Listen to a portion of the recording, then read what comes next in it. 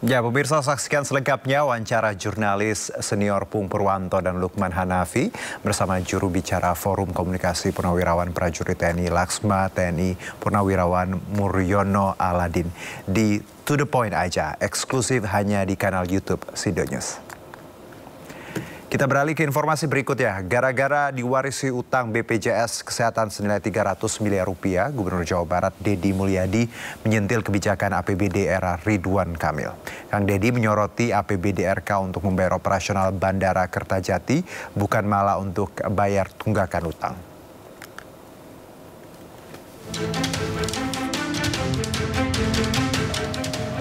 Jawa Barat ternyata punya utang fantastis senilai 300 miliar rupiah ke BPJS Kesehatan. Utang itu menumpuk dan belum dibayar ke kabupaten kota di era kepemimpinan Gubernur Ridwan Kamil. Deddy Mulyadi pun mengaku kaget sekaligus heran mengapa APBD zaman RK lebih diprioritaskan untuk belanja hibah daripada bayar tunggakan utang ke BPJS Kesehatan. Salah satu beban APBD yang diwariskan RK ke Deddy Mulyadi adalah biaya operasional Bandara Kertajati senilai 60 miliar rupiah per tahun. Padahal bandara itu terus-menerus merugi. Sementara alokasi anggaran BPJS Kesehatan yang jelas-jelas untuk kesehatan warga Jabar justru menunggak. Pemprov Jabar ternyata punya tunggakan hutang BPJS 300 miliar. Terhadap kabupaten kota.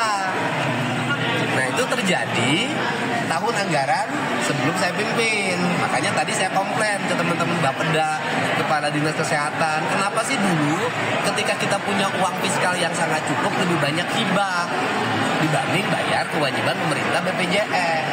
Kan ini rawan kalau kabupatennya tidak bayar, itu bisa stop pelayanannya. Kang Deddy menyatakan akan mengevaluasi belanja hibah Pemprov Jawa Barat yang dinilai banyak tidak tepat sasaran. Dari Bandung, Jawa Barat, Billy Maulana, iNews melaporkan.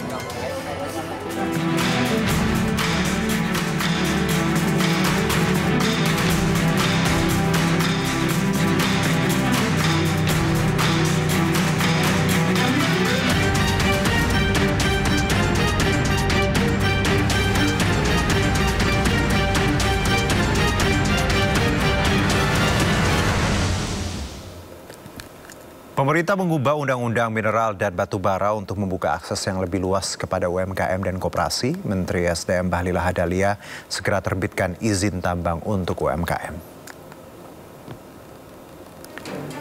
Menteri Energi dan Sumber Daya Mineral Bahlil Lahadalia mendorong pelaku usaha mikro, kecil, dan menengah terlibat aktif dalam pengelolaan sektor pertambangan. Bahlil menjelaskan pengelolaan tambang cenderung dimonopoli segelintir elit. Namun atas arahan Presiden Prabowo Subianto, pemerintah mengubah Undang-Undang Minerba untuk membuka akses yang lebih luas kepada UMKM dan koperasi.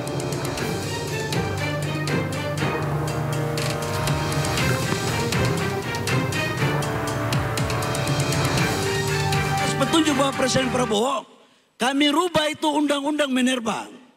Yang dulunya tambang itu hanya dikuasai oleh segelintir orang atau hanya orang-orang hebat.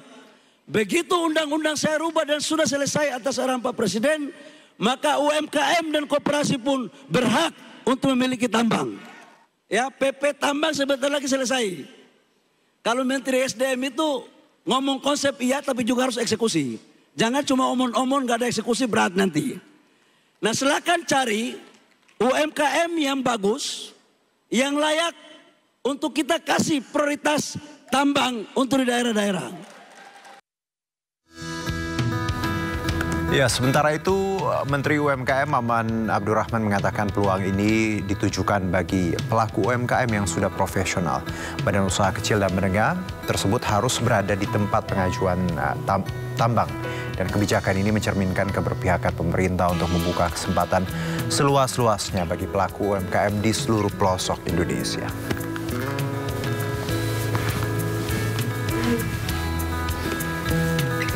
Investor. Saya pikir saya harus bilang bahwa ini lagi dalam proses pembahasan. Tentunya kami nanti tunggu saja setelah rampung pembahasan PP-nya. Kalau saya sampaikan sekarang nanti malah menimbulkan tafsir yang macam-macam. Jadi insya Allah kata kuncinya adalah keberpihakan seluas-luasnya serta membuka ruang kesempatan sebesar-besarnya partisipasi dari pengusaha-pengusaha di daerah. Itu semangatnya. Jadi spirit dan semangat dari memberikan prioritas kepada prioritas tambang melalui jalur prioritas kepada usaha kecil menengah itu tadi semangatnya adalah.